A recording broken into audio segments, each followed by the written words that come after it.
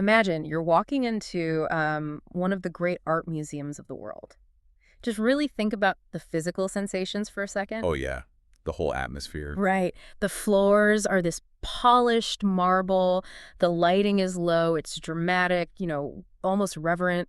And you step up to a famous Renaissance painting. Surrounded by velvet ropes, obviously. Obviously. And there's a security guard just watching your every move. From the moment you walk through those heavy grand doors, you're conditioned to feel this sense of absolute awe. Like you're in a church or something. Exactly. You're supposed to be having this profound spiritual experience. And I mean, if you don't instantly get the painting, you probably feel this quiet sense of inadequacy, like you're just not smart enough. Which is such a universal feeling. It really is. But what if I told you that entire setup, the hushed whispers, the architecture, that creeping imposter syndrome you feel, is a meticulously constructed lie? It's the ultimate architectural and cultural sleight of hand. Yeah. Because what you're actually walking into isn't some sacred sanctuary of human genius. Yeah. It's a vault. And that vault was built for one specific purpose, which is to house the visual documentation of private property, historical domination, and just raw,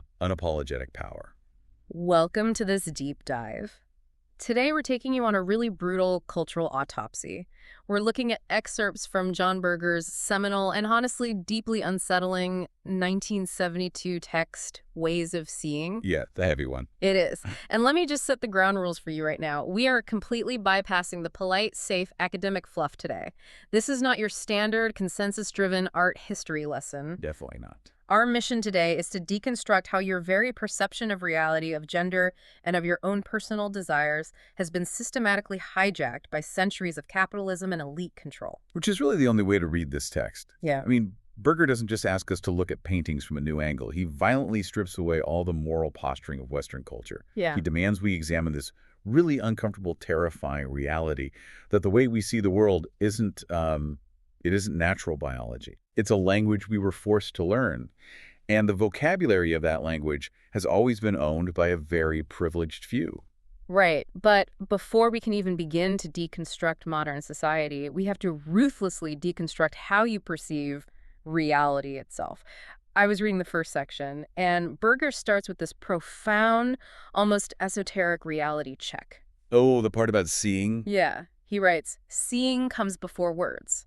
And at first I thought, okay, obviously, like a child looks and recognizes its mother long before it can speak. Right. It seems super basic. But he's getting at something much darker here. There's this permanent, unsettling gap between what we know to be true and what we actually see. This raises an important question, though. How much of our everyday visual reality is actually just a mass delusion? A huge amount, apparently. Yeah. Berger points to the surrealist painter René Magritte to illustrate this. Specifically, his painting, The Key of Dreams. It perfectly highlights this tension that's always there. Well, we desperately try to explain the world using words, right? Using logic and labels to make sense of things. But words never quite undo the fact that we are just surrounded by the sheer, indifferent, terrifyingly physical presence of the world. So we build these conceptual boxes to feel safe. Exactly. We need the boxes. And for centuries, the visual arts were part of that safety net, but they existed in what the text calls a preserve, like a sacred physical space. Right. Think about it. In the year 1400, if you wanted to see a specific painting of a saint, you couldn't just Google it. Yeah, you'd have to walk. You had to physically walk hundreds of miles across Europe to a specific chapel in a specific city. The physical journey, the exhaustion, the architecture of the church, that all created the awe. Yeah, the authority of the image was entirely tied to the fact that it only existed in one place. But then the camera is invented, and the entire foundation of visual authority just shatters. It completely blows it up because the camera isolates a momentary appearance. By mechanically reproducing a painting, the camera destroys the uniqueness of the image. Right. It takes a masterpiece that was locked in a palace, shrinks it down, and puts it on a postcard. Or a coffee mug. Or a t-shirt. Exactly. The meaning multiplies, it fragments, and because the scarcity is gone, the image itself becomes essentially valueless. Yeah. The elite completely lost their monopoly on visual reality overnight. Okay, let's unpack this, because this is where my cynical view of human nature really kicks in. I knew it was coming. Well, think about it. When the camera destroyed the unique, almost magical authority of art, the cultural elite absolutely panicked. They did. And the reason they panicked is because humans are fundamentally hardwired to worship hierarchy. I really believe we're tribal, and we actually despise absolute equality. We need someone to be above us. That's a dark view, but go on. So, to maintain their dominance and the value of these newly reproducible images, the cultural establishment had to invent a completely manufactured illusion. Berger calls it bogus religiosity. Bogus religiosity. Yeah. So when you visit a modern art museum today, it's not a spiritual journey. It's a pilgrimage to the altar of a billionaire's ledger. We desperately crave this manufactured scarcity to remind us of our place in the pecking order. I mean, I wouldn't call it a biological craving. I'd call it conditioning. But what's fascinating here is how this bogus religiosity functions in practice, how it literally tricks your brain. Give me an example. Well, Berger uses the perfect one to expose this, Leonardo da Vinci's Virgin of the Rocks. It hangs in the National Gallery. Okay. Before you even lay eyes on it, you are primed by the glossy catalog, the hushed audio guide, the sheer crushing institutional weight of the building to feel its authenticity. Right, you're told it's important before you even see it. Exactly. But why is it actually revered? Berger argues it hangs in a room like a chapel, behind thick, bulletproof perspex glass. Not because of what the image means, but because an American buyer once offered £2.5 million for another Leonardo. That's the kicker. The meaning of the painting has literally become its market price. The art object is now treated as a holy relic, but it's really just a surviving testament to unaccountable wealth, not the human spirit. Exactly. When you stand in front of that bulletproof glass, you aren't connecting with a 15th century genius. You are actively participating in a collective hallucination of elite prestige. You're looking at it simply to verify that anything is actually worth millions of dollars. It's the ultimate commodification of human history. Mm. But we have to push further here, because if our perception of physical objects is corrupted by market value, our perception of the human body is corrupted by something far more invasive. Right. We move from the corruption of objects to the rawest, darkest evolutionary drive of all, which is the power dynamics of gender. This is where the text gets really heavy. I have to admit, when I read this next section, I actually had to stop and reread it because the thesis is so brutal. Berger delivers perhaps the most taboo, uncomfortable sentence in the entire work. He says, "Men act and women appear." It is a devastatingly simple sentence, but the psychological horror operating underneath those 6 words is just vast. Yeah. Berger is arguing that to be born a woman in this historical framework is to be born into the keeping of men. And the ultimate cost of surviving in that confined male-dominated space is that a woman's fundamental identity is violently split in two. Wait, what exactly does he mean by the identity being split in two? Because from a purely Machiavellian perspective, everyone modifies their behavior to survive, right? We all play the game. How is this different? It's different because it's internalized surveillance. Berger explains that a woman must constantly watch herself. The surveyor and the surveyed within her become two constituent yet distinct elements of her identity. Okay, I think I'm following. Because her success in life, socially, economically, physically, depends entirely on how she appears to men, she has to internalize the male gaze. The surveyor inside her own head is male. The surveyed is female. Wow. She is forced to turn herself into an object, a sight. Every gesture, every emotion she expresses isn't just an expression.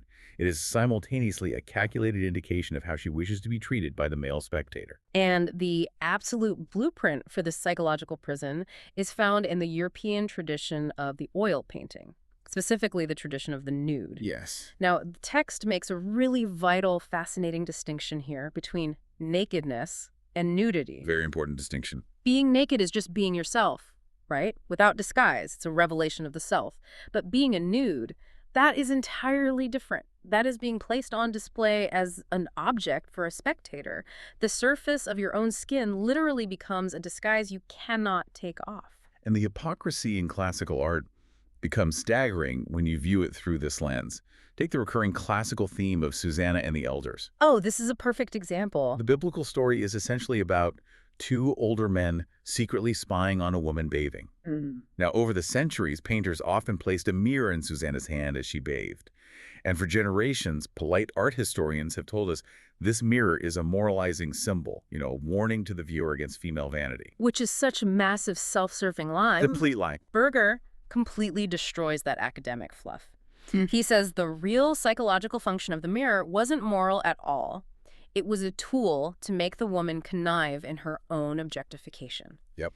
Think about it. The male painter paints her naked for the voyeuristic pleasure of the male owner, hands her a mirror so she joins in the act of treating herself as a sight, and then hypocritically condemns her for the vanity they just forced upon her. It is a trap. And it's a trap perfectly designed to validate the male spectator's sense of ownership. Look, I'm going to play the unapologetic realist here for a second. Go for it. Isn't this just the inevitable biological result of sexual monopoly? It's raw Hobbesian power. This idea that human nature is just a ruthless, selfish scramble for dominance. The male patrons had the gold. They commissioned these paintings to feed their own appetites. Why wouldn't they structure the image to maximize their own dominance? The text even points out how classical nudes are traditionally painted without body hair. Why? Because hair is associated with active sexual passion. They literally stripped the women of body hair to minimize female agency and passion, ensuring the male spectator felt he had a total, uncontested monopoly on sexual desire. It is a brutal but completely logical mathematics of control. I hear what you're saying about power dynamics, but you are dangerously close to dismissing this as just natural biology. You want it? Yeah, and that is the exact trap Berger is warning us about. This isn't nature.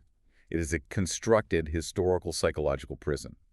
And if we connect this to the bigger picture, Berger emphasizes how deeply this specific European tradition still dictates the consciousness of women today. How does he prove that? He proves it by comparing a classic 19th century painting by Ingres to a photograph in a modern girly magazine. The expressions on the women's faces are absolutely identical. Oh, wow. It's the exact same expression. It's the look of a woman responding with calculated charm to a man she imagines looking at her. She's actively offering up her femininity as the surveyed. This tradition forces half the global population to constantly treat themselves as objects just to survive the hierarchy. It's not biology, it's conditioning. Here's where it gets really interesting, though, because wait, if these wealthy patrons were so utterly obsessed with owning women's bodies in these paintings, it makes me wonder, was it actually about gender at all? What do you mean? Or was the painting itself just another expensive thing they wanted to own? Because Berger argues that this dominance over the human body is just one symptom of a much larger systemic disease. Oh, absolutely. The entire tradition of European oil painting, stretching from like 1500 to 1900, was never primarily about artistic genius or capturing the human soul. It was an unapologetic, tactile celebration of private property. Yes. Let's look at the medium itself. Berger makes this brilliant, incisive comparison. He says oil painting did to appearances what capitalism did to social relations. Well, capitalism reduced human interactions to exchangeable commodities, right?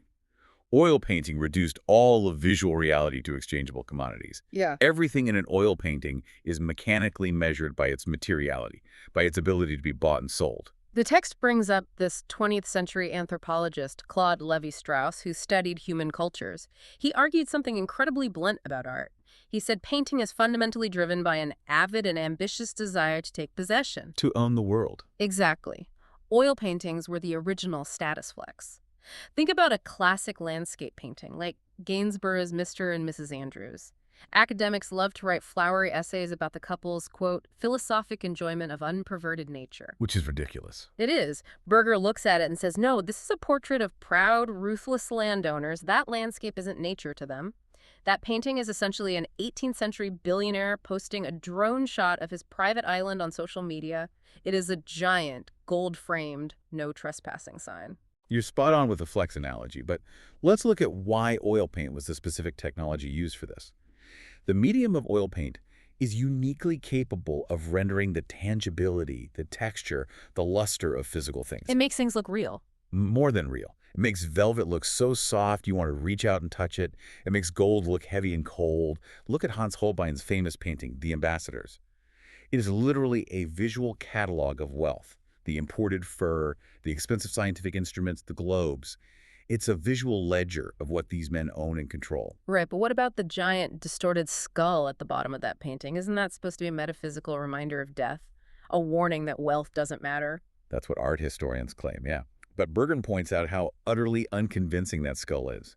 The painting's method, its overwhelming ability to make the fur and the gold look incredibly real and desirable, completely drowns out the spiritual message. It really does. The medium itself screams, "Look at all my expensive shiny stuff," so loudly that the metaphysical warning is totally rejected. The medium of oil paint can only truly celebrate material possession. And the art establishment has spent centuries covering this up. Berger calls it mystification. The academics deliberately use complex language to hide the raw financial truths of art. Always. Take the painter Franz Hals. He painted these famous portraits of the regents, the wealthy, powerful administrators of the local almshouse. Now, Hals was an old, destitute painter who literally lived on the charity of these exact same regents. Right, he was dependent on them. Yes. Yeah. But academics write heavy volumes calling these paintings a triumph of the human spirit, a deep personal vision of life's vital forces. Which is an insulting erasure of the reality. Berger strips that academic mystification away entirely. Hals was a starving pauper painting the capitalist masters who held his literal survival in their hands. Yeah. He was painting the men who controlled whether he ate or starved that winter. The tension you see in those faces isn't some abstract human spirit. It's the unforgettable, unbridgeable contrast between the exploited worker and the wealthy exploiters. What's fascinating here is, why do museums and historians lie about this? If it's so obvious, why the massive cover-up? Because the institutional hypocrisy is a necessary defense mechanism. Well, so. The cultural establishment desperately protects this false, highly rationalized image of art as a realm of pure, untainted spirit and genius. Why? Because admitting that art is just property, that it was designed from the ground up to validate the worldview of the ruling class, threatens the entire illusion of civilized society. Oh, wow. If you admit the foundation of our culture is just raw greed and the hoarding of possessions, the whole moral edifice crumbles. Wow. Okay, so you might be listening to this and thinking, well, that was the Renaissance. That was 500 years ago. We've evolved. We've outgrown these elite power trips. But we haven't. No, we haven't. The text makes it terrifyingly clear that that exact same machinery of visual control didn't disappear. It just mutated. It mutated into the inescapable mass cultural psychosis that dictates our lives today: publicity and advertising. Publicity is the direct biological descendant of oil painting. It uses the exact same visual language. It uses the exact same techniques to play on our highly tactile desire to acquire the real thing. Yeah. But there's a very dark, very crucial reversal in how the psychology functions. I noticed this shift when reading. Oil painting validated the owner's present wealth. When the Duke looked at his painting of his estate, the painting said, "Look at what you have right now. You are secure, you are powerful, you have arrived." Right. Publicity does the exact opposite. It makes you, the spectator, deeply, fundamentally dissatisfied with your present life. It is designed to create a state of perpetual lack. Berger explains the mechanism brilliantly. He says the publicity image steals your self-love and then offers it back to you for the price of a product. It's sinister. It operates entirely on the manufacturing of envy. It places reality in a constantly deferred, unreachable future. You aren't meant to enjoy today. You're meant to envy the version of yourself that you will become if you just manage to buy this specific object. And we are drowning in it. We don't even notice the express trains of publicity passing us by every single second of the day. But look at the jarring, almost psychotic hypocrisy of modern media that Berger points out. He uses the example of Sunday color magazines. Oh, a juxtaposition. Yes. Think about the physical layout. You have lush, vibrant, full-color advertisements for luxury watches and bubble baths printed right next to black and white, tragic news photographs of refugees fleeing war zones. And as objective reporters of Berger's critique here, we have to look closely to how he frames the politics of this. Our culture produces both the tragedy and the luxury, and it forces the public to accept this deeply cynical juxtaposition as just a normal, everyday climate. Right, it normalizes the madness. Exactly. Capitalism, according to this text, survives by forcing the exploited majority to define their interest as narrowly as possible. It imposes a completely false, mathematically manufactured standard of what is desirable, which effectively paralyzes the public from seeking actual structural change. It is remarkably bleak. We are paralyzed in a perpetual state of inadequacy. We are just endlessly scrolling through a digital landscape built entirely on our manufactured insecurities. The system isn't broken. It is working exactly as it was designed to work. Which brings us to the radical horizon of this text. If we follow Berger's logic to its absolute, unforgiving extreme, we have to abandon any optimistic, feel-good fluff about a collective awakening. There is no awakening. No, Berger explicitly warns that a people cut off from their past, a Yeah. people who do not understand how their visual language was engineered, are no longer free to act as active agents in history. Meaning, if we cannot see how our visual reality has been constructed to subjugate us, we basically have no future. We aren't heading toward enlightenment. We are looking down the barrel of a dark techno-feudalism. Yeah. We are trapped in a complex dystopian simulation where the entire vocabulary of images, everything we see, desire, and emulate, is controlled by multinational corporations. We are relegated to a state of post-human irrelevance. We are little more than biological batteries for the market, forever chasing a deferred future. A future of completeness, of finally feeling enough that was mathematically designed by algorithms to never, ever arrive. So, what does this all mean? We started this deep dive by walking into a grand museum, a physical vault built to house the illusions of the elite. But today, the vault isn't a building you visit on a Sunday. No, it's right in front of you. It is the screen you are holding in your hand right now. The thick, bulletproof glass protecting the Leonardo has been replaced by the glowing pixels of your phone. If every single image you will see on a screen today was mathematically designed by unseen forces to either remind you of what you don't own or who you aren't, what would happen to your identity if you simply closed your eyes?